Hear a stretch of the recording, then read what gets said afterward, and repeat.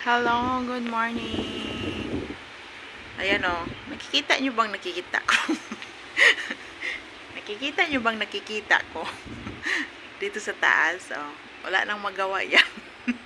Ito, ipil-ipil. Pwede parang makain yan eh. No? Alam nyo noon nung kabataan ako, nakain ko yung ipil-ipil, papatanggal ng bulati.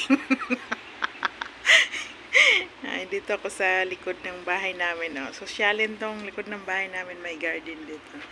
Pero yan, sa kapitbahay namin yan, nagtaka ako.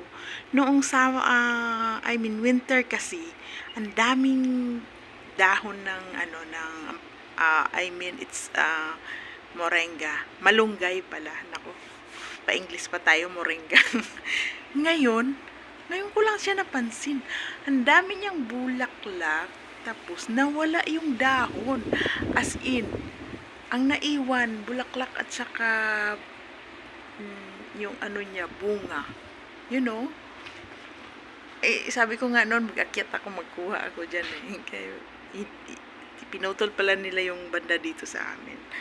So, ayun yung gardenero namin. Oh, malinis na. Kahapon, sobrang dumi to. Kasi, nahuli niya akong nakatingin ako sa sa salamin dito. Kasi, itong kwarto ng alaga ko, puro salamin yan. Oh.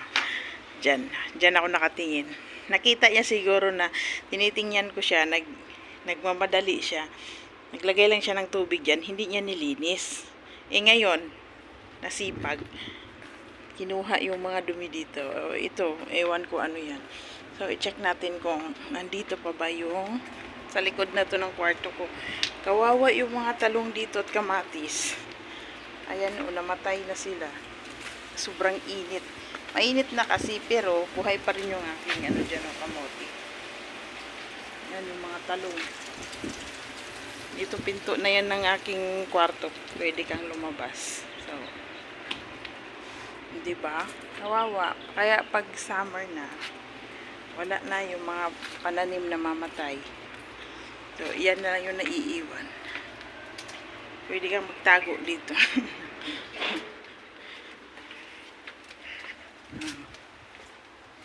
Dito banda, kasi hindi pa masyadong mainit, green pa.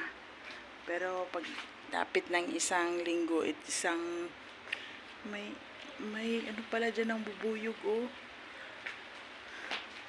Bahay. So, ayan. Yan lang. Kung nakikita nyo yung nakikita. Wala nang magawa sa buhay. Video is real. Diba? Bye! Thanks for watching.